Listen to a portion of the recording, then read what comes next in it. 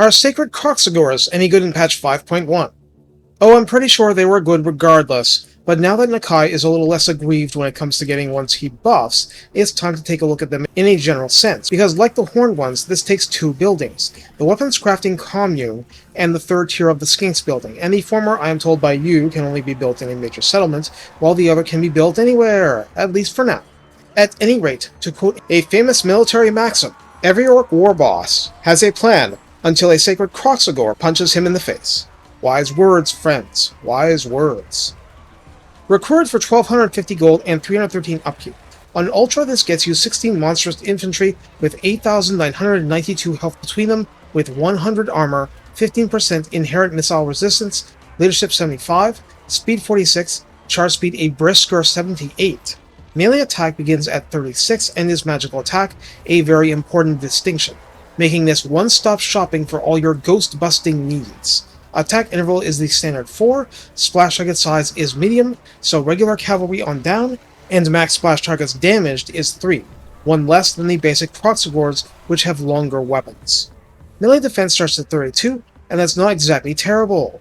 Weapon strength is 120, significantly better than regular Kroxigors, split between base 36 and armor piercing 84, very strong numbers. Charge bonus is 24, and mass is 1400.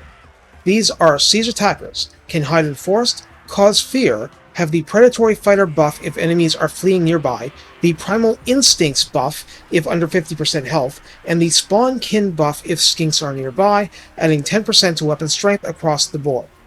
In the Redline skills, Sacred Guardian adds +6 to melee attack and melee defense at 3 pips, an exceptional general buff that makes them much deadlier. Once again, it's Spawn Kin, the rank 7 applicable skink buff, that adds +5 leadership, another +5 melee defense, and +15% missile resistance, making them quite a bit tankier, and that's great because, obviously, no shields.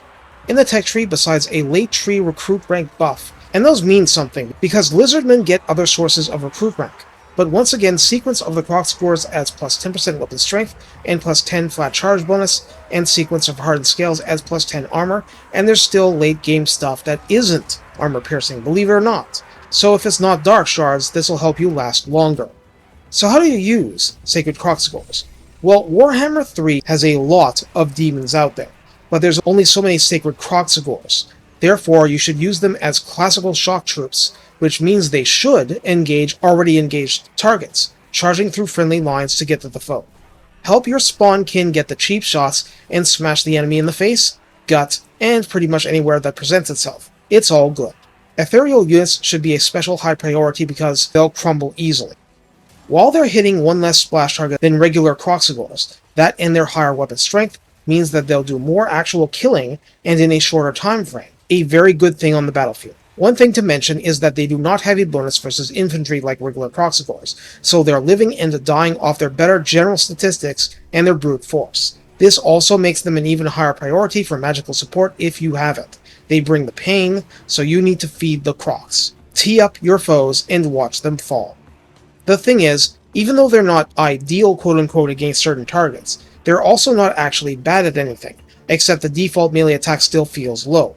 They can surround and beat down a lord or hero a lot better than much of your force, and the same goes for single entity monsters. Chariots should expect to be splintered, cavalry should expect to be thrashed. The only real caveat is that they're designed to be used with others, be it source spears versus large targets, or skinks versus everything else. Stay together, slay together. This means Kroxigors are less effective in battle, where skinks are overwhelmed by area of effect mass bombardment. Even so, they're still decently fast, and work well with Bastildons and Stegodons. That's your lifeline when the little guys can no longer keep up. Melee means nothing if you're not engaged, so in the end, get in the enemy's face and wreck his plans the direct way. It works. Take care and have fun bringing sacred retribution to the unclean foes, because these guys are just that good at it.